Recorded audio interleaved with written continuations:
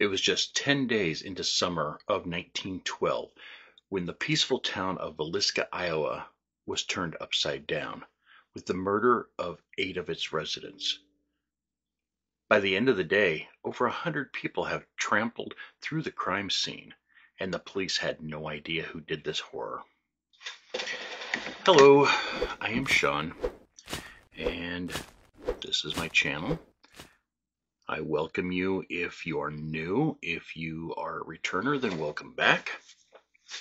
Each week I try to do a true crime. I do want to give a shout out to my loyal subscribers. I have hit 350. My goal, of course, is to get over 1,000 or more. I've decided on different things that I'll do if I hit those goals. So one would probably be go to this house in Villisca. I know I'm still a nobody basically, but I am really happy to say, how can I get this? There we go. I've got my own pop. Look at that. We both got the big head.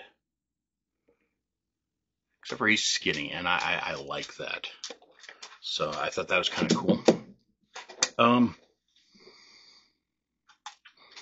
Well, that being said, this is my last video. I'm going to take 2 weeks off, and then middle of November I am going to get a couple more videos done, and then 4 more through December. So I'll be back for the rest of the year. Just want to take a little 2-week vacation. At least then I can get the stuff going. I already know who I'm doing and what's what, but I would just like to make sure everything's in order and just take a couple weeks off. I spend most of my week getting this together. So that being said, I don't want to waste more time. Let's get on with the story of Villisca Axe Murder House. In 1912, Villisca was a sleepy farm town of around 2,500 people. It was in the southwest corner of Iowa in Montgomery County.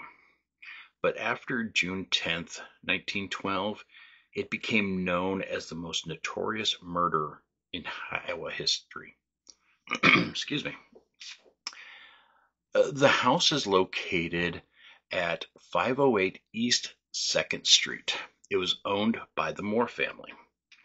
The patriarch was Joseph B., or Joe to his friends. He was 43. His wife Sarah was 39. His oldest child was Herman, and he was 11. Next was Catherine, who was 10. And then there was Boyd, and he was 7. And the youngest was Paul at the age of 5. Also in the house the night of the murders were some neighbor girls spending the night, Lena, who was 12, and Ina, who was 8. Their last name was Stillinger. They were friends of Catherine's, so they're just spending the night. The day before, on Sunday, the family attended the local Presbyterian church for the end of Sunday school program. Since Sunday school, I guess, usually is in the winter time, and during the summer they do other things, but it was the end of Sunday school program. Sarah was the co-director, and her children performed that night. After the services were over, they mingled until about 9:30 p.m. and walked home. The Moores lived about 3 blocks away. Once home, they had cookies and milk with their children and the Stillinger girls, and went to bed between 10 and 10:30. They all went to bed without a care in the world, but they never woke up again.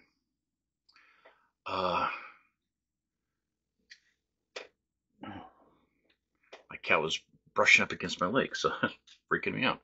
Sorry. The next morning, Mary Peckham was tending to her own chores, and she did this work. She became more and more concerned since the Moores were not tending to their own daily chores. And she started about 5:30 in the morning, and there was no stirring in the house. And she just kept on watching, and eventually she went over there and knocked on the door, but there was no answer. She tried the door, but it was locked. So she let out their chickens and checked on their livestock. And then about 7:30, she called Joe's brother Ross, who was a local druggist. And she said, "It's weird. No one is stirring in the house. Can you come check on them? The doors are locked." Ross is like, "Yeah, I got a key." So he said he'd come over with that spare key and go check it out. You know, back then it was very unusual for people to lock their doors, especially since it's such a quiet community. Mary found it really odd that the door was locked. And I'm assuming that they just never locked their doors. At 8 in the morning, Ross got there and entered the home. He was very cautious, and he was checking the downstairs and stopped at the downstairs bedroom. He saw two figures in the bed with sheets that were blood-soaked covering the bodies. He slowly backed out of the room and the house, and he called Joe's Hardware and told Ed Selly to get Marshall Hanks, his nickname, Horton. So Marshall Horton. He said that something terrible had happened. At 8:30, Horton arrived, and he started to search the house. He went from room to room, trying his best not to alter anything, but to search on what was going on. After a bit, he came back outside, and he was visibly shaken, as anyone in that situation would be. He told Ross that somebody was murdered in every bed. He stated that he found a particular partially cleaned axe in the downstairs bedroom. And, in a small town like this, word quickly spread. Onlookers started to stop by. They weren't letting anyone in. They waited until Dr. F.S. Williams, who was the second doctor to arrive, came to the scene. Dr. Clark Cooper was the first one, but he just checked on it and then came back out. It was Williams that did a more thorough examination of everything. He stated by what he could tell, the murders took place sometime between midnight and 5 a.m. The doctor examined each murder victim. Each body was covered with a cloth or a piece of clothing over their face. He determined that it was more than likely each victim got hit with the blunt end of an axe. And except for Joe. He got the blade end. Each victim, he determined, or most all the victims were hit between 20 and 30 times. There was practically nothing left of their face to distinguish them.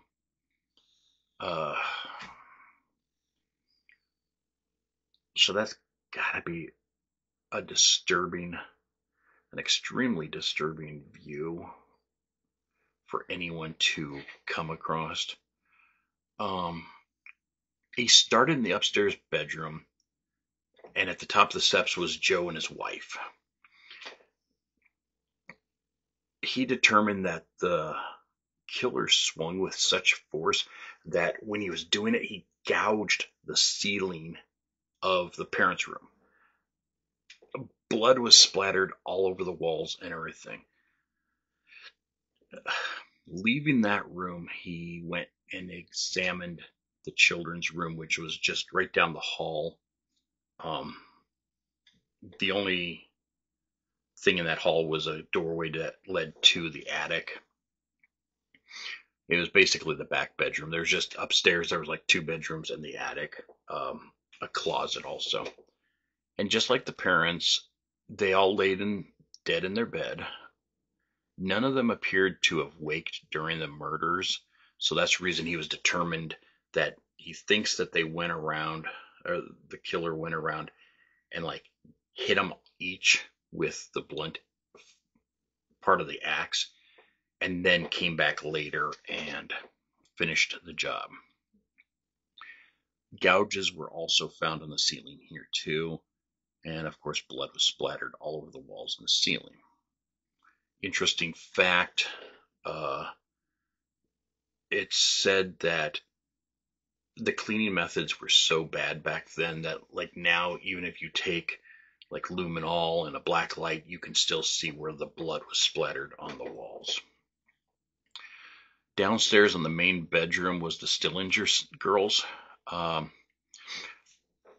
Ina was just like the rest. She was the furthest back against the wall, and her head was just like everyone else's.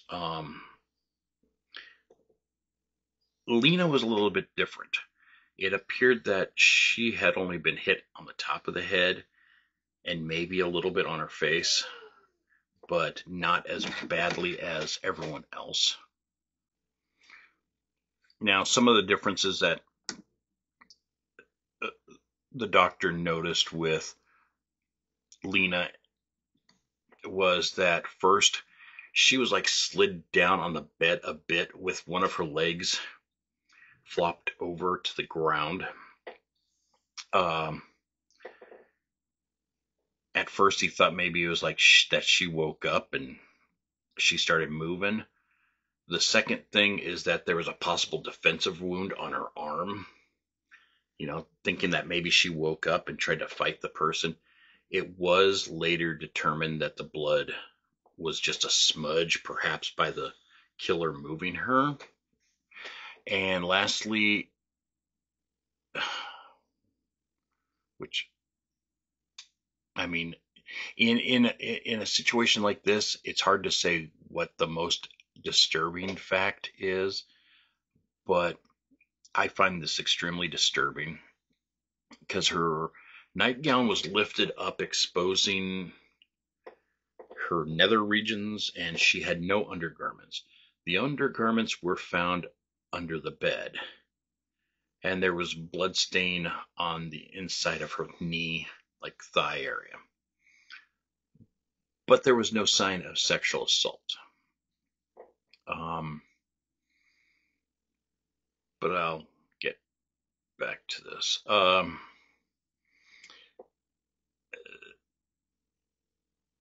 This was also the room where the axe was found. It was determined to be Joe's axe. Authorities believe that when the killer came into the house, they just grabbed it from the outside. Also in this room was 2 pounds of bacon, like a slab of bacon. I don't know. I'm just thinking a slab of bacon like that. It was wrapped in a cloth, and it was sitting on the floor next to the axe. And a piece of keychain and a watch was also found there. It was later determined to be Joe's watch. It's unknown why this stuff was here, but one of the speculations is that the killer had posed Lena in such a way to be like a sexual thing, and that he used the bacon to masturbate with. God, I hope not, but there's a lot of sick individuals out there anyway, so I mean, who knows? It could be true. I read a couple articles where they said that a lot of other things just blew over it and didn't talk about it because maybe it's too disturbing or they just didn't want to think that that would happen. So they also noted that each window had been covered with either a sheet or clothing to let no light in, and each mirror was covered with clothing. Uh,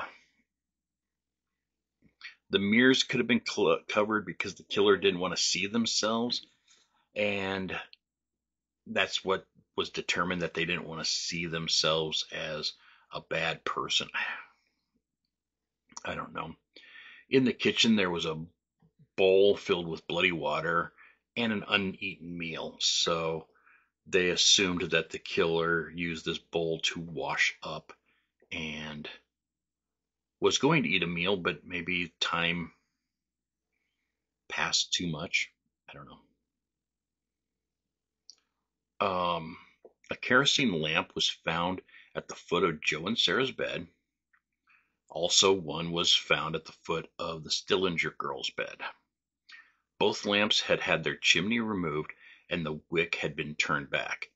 This would make the lamps cast very little light, with hopes not to wake anyone up or to alert people outside of the home. This They also found 2 cigarettes in the attic. Some believe that the killers were up there and waiting for everyone to go to sleep. Now, I've only found 2 articles that talked about this. A lot of other ones said that there was no people hiding in the attic, that they just came walking in through the back door. Now, I personally think it makes a lot of sense that the killer broke into the house while everyone was at church and went up into the attic and hid there until everyone went to sleep. That just makes so much more sense to me. Because who's going to check their attic before they go to bed normally? I don't know, but it just made sense. The coroner, Dr. Lindquist, examined the home and found pretty much the same things. He did find an additional 2 pounds of bacon in the icebox, so I guess there was more. I don't know. He did notice that one of Sarah's shoes was on the floor on Joe's side of the bed. It appeared that the shoe had filled up with blood, then got knocked over onto its side, and he felt like the killer initially struck each victim, like I said previously, and then came back around and inflicted additional blows to each person just to finish the job.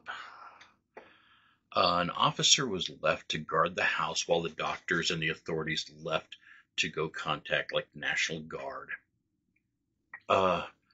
Citizens, of course, were talking and people started crowding there, and citizens talked their way into the house to see the slaughter. Like I said previously, hundreds of people walked through this house.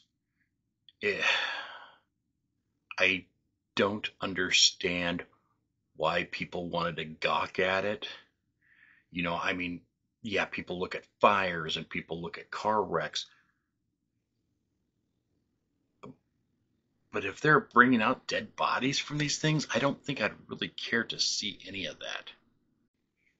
So the National Guard eventually showed up and cordoned off the area and secured the house. But it wasn't before, all these people destroyed the evidence, basically. Even a piece of Joe's skull had been stolen, and it eventually found its way to be put on display at a local pool hall. I don't know how long it was there, but I know eventually it got taken down, but it was just on display there. And the axe was put on display at a local bar. It was like up above the bar. I know that both have been since removed, and I don't know whatever came of them, but I think the actual axe is on display, I think at the house or something like that. Had the murders been done today, it would have been handled so differently. And the murderer or the murderers, are long dead now. So the secret is buried with them.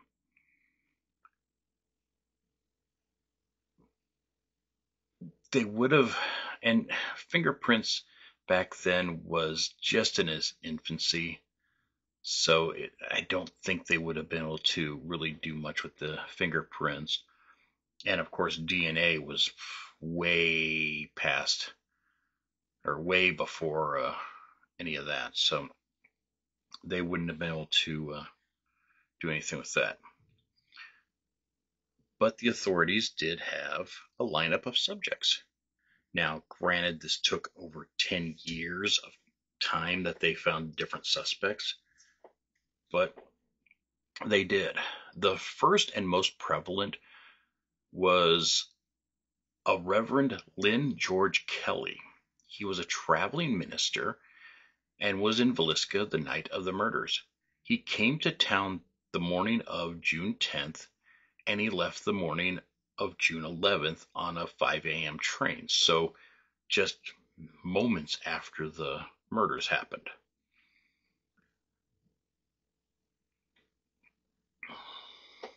He also was at the Sunday school program that night that the Moors were at. And supposedly he told a train passenger that there were 8 dead bodies in Villisca. He even mentioned that they were killed in their sleep. This was hours before the bodies were discovered. The timeline of that statement has since changed because the people that stated that he told them that couldn't remember if it was actually on that day or if it was days later. It was on a train. He was on the train. He's a traveling minister, so it could have been days after that this happened and he heard about it and goes, hey, I was over there. I was there and these people died. But they're not positive exactly what day. But 2 weeks later, Kelly returned to Villisca and he posed as a detective to the police. He toured the house with other investigators. It was not until later that police became aware of Kelly and his past to make him a suspect in the killings. He struggled with mental illness for years, and he was also classified as a sexual deviant. He traveled around to different churches in and out of Iowa and surrounding states, and he developed a bit of a reputation. He was deemed eccentric. It wasn't until 5 years later in 1917 that a grand jury would indict him. Kelly confessed to the murder of Lena Stillinger, and only Lena. He stated that God had whispered into his ear, saying, "Suffer the children to come unto me." But given his mental illness, the courts later acquitted him, and he was set free. Another suspect was Henry Lee Moore, no relation to the Moore family.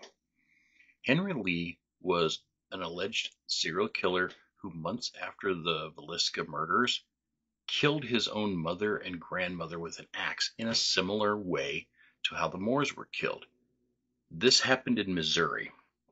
The bad thing is around this time, it was eerily common for murders to be caused by an axe. These murders swept the Midwest. At least 24 murders were unsolved and possibly contributed to the same person, but little evidence could be tied to Henry Lee and to Villisca, so he was dismissed as a subject. Another suspect was William Mansfield out of Illinois. He murdered his wife, daughter, and parents-in-law in the same way that the Moore's family was murdered.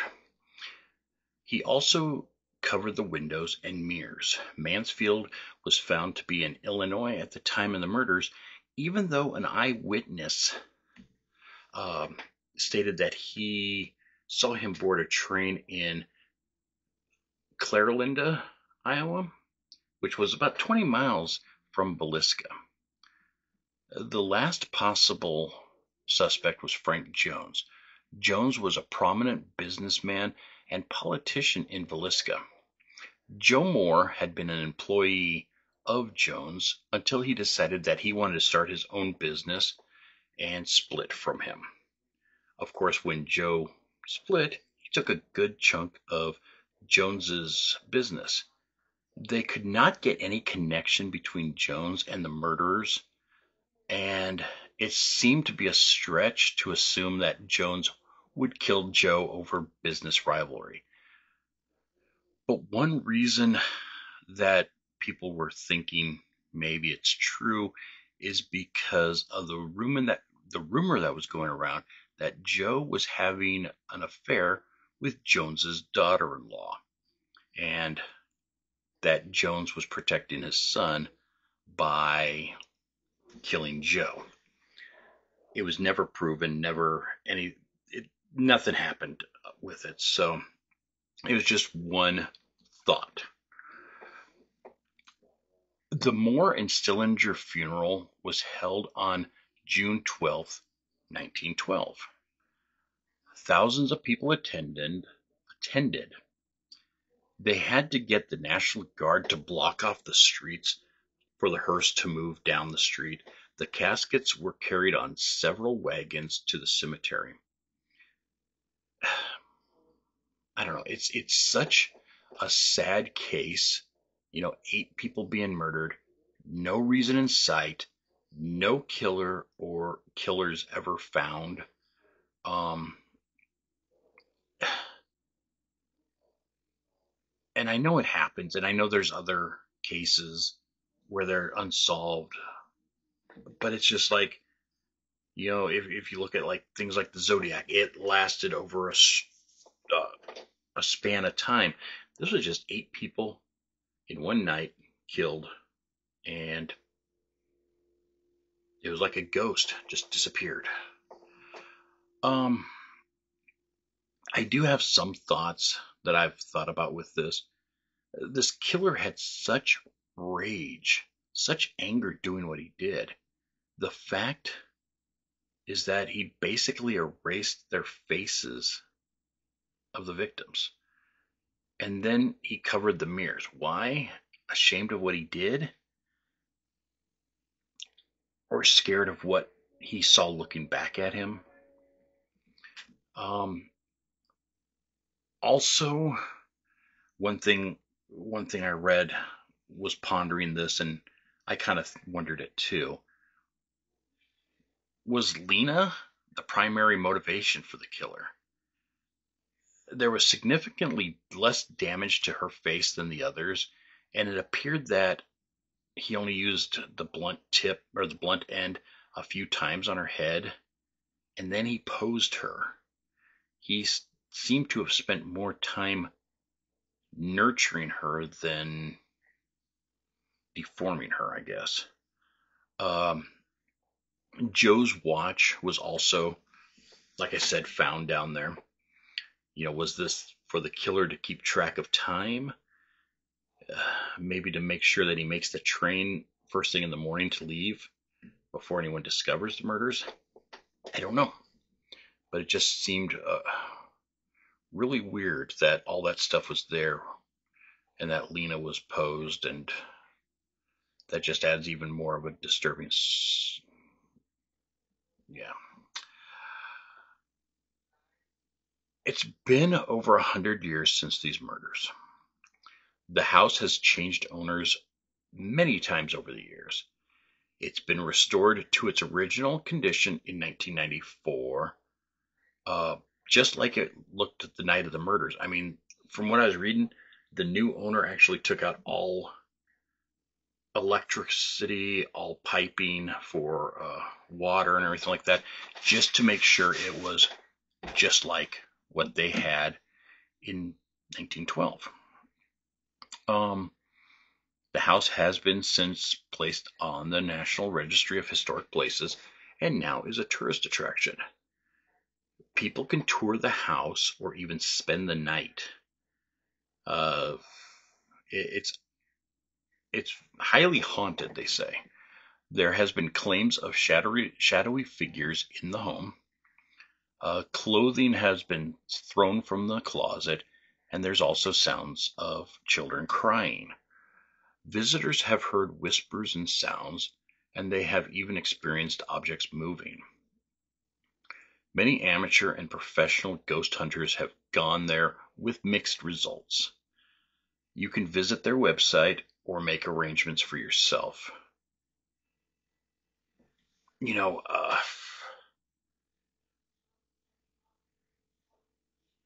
so let's take a moment to remember the victims of this horrific crime.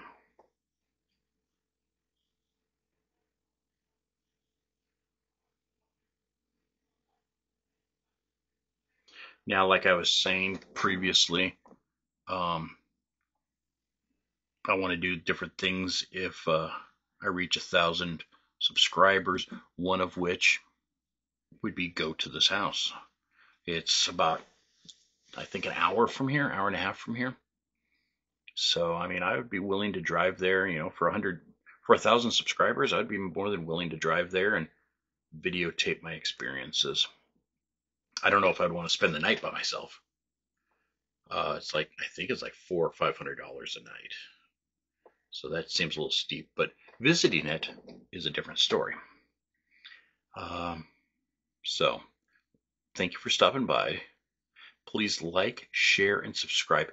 It really does help me, and it helps the YouTube community as a whole because it shows that people are watching.